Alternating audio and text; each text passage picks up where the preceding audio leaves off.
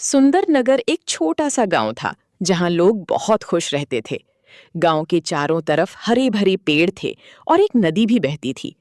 लेकिन गांव के कोने में एक पुराना जंगल था जिसके बारे में कई कहानियां थीं। लोग कहते थे कि उस जंगल में एक बहुत पुराना जादुई पेड़ है जो लोगों की इच्छाएं पूरी करता है। लेकिन कोई भी उस जंगल में जाने की हिम्मत नहीं करता था क्योंकि वहां बहुत खतरा था। गांव में एक छोटा सा लड़का रहता था जिसका नाम छोटू था। छोटू अपनी माँ के साथ एक छोटी सी झोपड़ी में रहता था। उसके पापा जब छोटू बहुत छोटा था तभी गुजर गए थे। छोटू की माँ बहुत मेहनत करती थी, लेकिन फिर भी उनके पास खाने के लिए बहुत कम पैसा होता था। छोटू अपनी माँ को रोज परेशान देखता था और उसका दिल बहुत दुखी हो जाता था। बेटा छोटू, आज हमारे पास खाने के लिए सिर्फ 2 रोटियां हैं।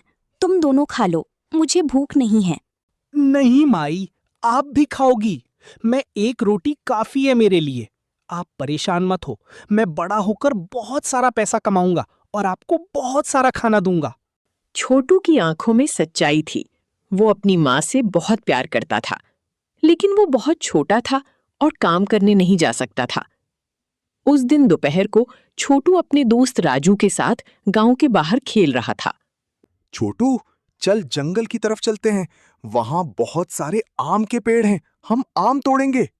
लेकिन राजू, लोग कहते हैं कि उस जंगल में बहुत खतरा है। वहां जादूगर और डाकू रहते हैं। अरे यार, ये सब कहानियां हैं। मैं तो कई बार गया हूं वहां। चलना। दोनों दोस्त जंगल की तरफ बढ़ गए। जंगल बहुत घना था और अंदर जाने पर अंधेरा सा लग रहा था। अचानक उन्हें कुछ अजीब आवाजें सुनाई दी। छोटू, ये क्या आवाज है? मुझे डर लग रहा है। चल वापस चलते हैं। लेकिन तभी उन्हें दूर एक चमकती हुई रोशनी दिखाई दी। वो रोशनी बहुत सुंदर थी, जैसे 1000 सितारों की चमक हो। दोनों बच्चे उस रोशनी की तरफ बढ़े। जब वो वहां पहुंचे तो उनकी आंखें खुल गईं। उनके सामने एक बहुत बड़ा और सुंदर पेड़ था। उस पेड़ की छाल सोने जैसी चमक रही थी और पत्ते हीरे जैसा झिलमिला रहे थे। पेड़ के नीचे फूलों की खुशबू आ रही थी। ये वो जादुई पेड़ था जिसके बारे में गांव में कहानियां सुनाई जाती थीं। राजू, ये तो वही जादुई पेड़ है। कितना सुंदर है ये।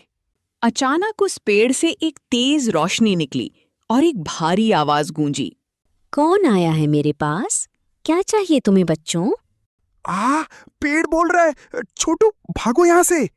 राजू डर के मारे भाग गया, लेकिन छोटू वहां खड़ा रहा। उसके दिल में डर था, लेकिन उसकी आंखों में सच्चाई थी। हे जादुई पेड़, मैं छोटू हूँ। मैं और मेरी माई बहुत गरीब हैं। मेरे पास आपसे मांगने के लिए बहुत कुछ है, लेकिन क्या आप सच में इच्छाएं पूरी करते हो? हाँ बेटा, मैं इच्छाएं पूरी करता हूँ, लेकिन सिर्फ उन लोगों की जो दिल से सच्चे होते हैं। बताओ, तुम क्या चाहते हो? छोटू के मन में बहुत सारी इच्छाएं आईं, सोना, पैसा, बड़ा घर। लेकिन फिर उसने अपनी माँ का दुखी चेहरा याद किया। हे पेड़, मुझे सिर्फ इतना चाहिए कि मेरी माई को कभी भूख ना लगे। बस इतना ही काफी है, बाकी कुछ नहीं चाहिए। जादुई पेड़ को छोटू की सच्चाई बहुत पसंद आई। तुम बहुत अच्छे बच्चे हो छोटू, तुम्हारी इच्छा पूरी होगी। लेकिन याद रखना, ये बात किसी को मत बताना, वरना मुसीबत आ सकती है। पेड़ ने छोटू को एक सुनहरी थैली दी। छोटू खुशी खुशी घर की तरफ भागा। किसी गांव में 2 भाई बहन रहते थे, राजू और मीना। दोनों बहुत ही अच्छे बच्चे थे, लेकिन राजू को एक बुरी आदत थी। वो कभी किसी की मदद नहीं करना चाहता था। राजू बिस्तर पर लेटा है, मीना उसे उठा रही है। राजू भैया, उठो उठो, सुबह हो गई। आज हमें अम्मा के लिए जंगल से लकड़ियां लानी है। मीना, तू जाना, मुझे नींद आ रही है। मैं क्यों जाऊं? मुझे कोई काम नहीं करना। भैया, अम्मा बीमार हैं, हमें उनकी मदद करनी चाहिए। चलो ना प्लीज। ठीक है, चल, लेकिन जल्दी वापस आना है। मुझे घर आकर खेलना है। दोनों भाई बहन जंगल की तरफ चल पड़े। रास्ते में हरे भरे पेड़, रंग बिरंगी तितलियां और ठंडी ठंडी हवा चल रही थी। वाह भैया, कितना सुंदर है ना ये जंगल। देखो वो तितली कितनी प्यारी है। हाँ, बहुत सुंदर। अब जल्दी चल, लकड़ियां उठाओ और चलते हैं। अचानक एक आवाज आती है, रुको बच्चों। ये कौन बोला? मीना, तूने सुना? हाँ भैया, मैंने भी सुना। आवाज उस बड़े पेड़ के पास से आ रही है। एक बहुत बड़ा पुराना पेड़ जिसकी टहनियां हिलती हैं और चेहरा बना है। डरो मत बच्चों, डरो मत। मैं हूँ जादू बाबा, इस जंगल का सबसे पुराना पेड़। मैं यहाँ सैकड़ों सालों से खड़ा हूँ। पेड़ बोल रहा है? ये तो जादू है। मीना, भाग यहाँ से। रुको भैया, शायद ये हमारी मदद करना चाहते हैं। बाबा, आपने हमें क्यों रोका? बहुत अच्छा सवाल बेटी। मैं तुम दोनों को एक जरूरी बात बताना चाहता हूँ। मैंने तुम्हारी बातें सुनी। राजू बेटा, तुम दूसरों की मदद क्यों नहीं करना चाहते? वो बाबा, मुझे आलस आता है और मुझे लगता है मदद करने से मेरा क्या फायदा। अच्छा, तो आज मैं तुम्हें एक जादू दिखाता हूँ। इससे तुम समझ जाओगे कि मदद करना कितना जरूरी है। एक बंदर पेड़ से कूद कर आता है, उछलता कूदता। ओई माँ, बचाओ बचाओ, कोई मेरी मदद करो। अरे, ये बंदर तो रो रहा है। क्या हुआ बंदर भैया? मेरा नाम चिंटू है। मेरा छोटा भाई मिंटू वो नदी में गिर गया है। कोई बचा नहीं सकता उसे। मैंने सबसे मदद मांगी लेकिन कोई नहीं आया। देख मीना, ये उसकी प्रॉब्लम है, हम क्यों जाएं? चल हम अपना काम करते हैं। ठहरो राजू, अगर तुम उसकी जगह होते तो? सोचो, अगर तुम्हें मदद चाहिए होती और कोई नहीं आता तो तुम्हें कैसा लगता? मुझे बहुत बुरा लगता। भैया, चलो ना, हम चिंटू की मदद करते हैं, प्लीज। हाँ, चलो। चिंटू, हमें बताओ नदी कहाँ है? हम तुम्हारे भाई को बचाएंगे। सच में? तुम मेरी मदद करोगे? चलो इधर, जल्दी। एक छोटा बंदर मिंटू एक पत्थर पर बैठा है, चारों तरफ पानी। तीनों भागते हुए नदी के पास पहुंचे। वहां छोटा मिंटू एक पत्थर पर फंसा हुआ था। पानी तेजी से बह रहा था। मिंटू रुक, हिलना मत, हमारे हैं। भैया, हम उस लंबी टहनी से मिंटू तक पहुंच सकते हैं। तुम उस तरफ पकड़ो, मैं इस तरफ। हाँ, बढ़िया आइडिया मीना। चिंटू, तू भी पकड़। 1 2 3। मिंटू, इस टहनी को पकड़ो जोर से। मिंटू आ गया, बच गया मेरा भाई। हुर्रे!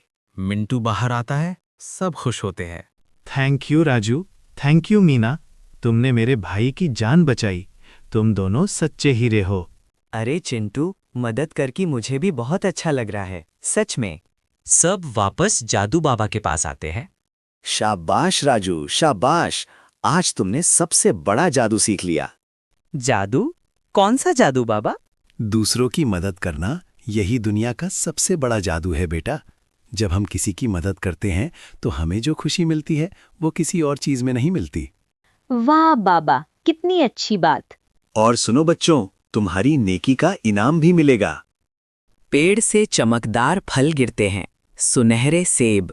ये जादुई फल लो, इन्हें अपनी अम्मा को खिलाना। ये जादुई फल हैं, इन्हें खाने से तुम्हारी अम्मा जल्दी ठीक हो जाएंगी। सच में बाबा, अम्मा ठीक हो जाएंगी? बहुत बहुत शुक्रिया बाबा। थैंक यू जादू बाबा, आप बहुत अच्छे हो। राजू और मीना जादुई फल लेकर घर पहुंचे। अम्मा ने फल खाए और अगले ही दिन वो बिल्कुल ठीक हो गईं। अम्मा, आज से मैं हमेशा सबकी मदद करूंगा, मैं प्रॉमिस करता हूँ। ये हुई ना भैया वाली बात। तो बच्चों, आज की कहानी से हमने क्या सीखा? हमें हमेशा दूसरों की मदद करनी चाहिए। मदद करने से खुशी मिलती है, और जो दूसरों की मदद करता है उसकी मदद भगवान जरूर करते हैं। तो दोस्तों, हमेशा अच्छे बनो, सबकी मदद करो। मिलते हैं अगली कहानी में। Bye bye. बहुत समय पहले की बात है। हिमालय की तलहटी में बसा हुआ एक छोटा सा गांव था, सुनहरापुर। ये गांव इतना सुंदर था कि लोग कहते थे कि भगवान ने इसे अपने हाथों से सजाया है। हरे भरे खेत, कल कल बहती नदी, ऊंचे ऊंचे पहाड़ और चारों तरफ फूलों की खुशबू।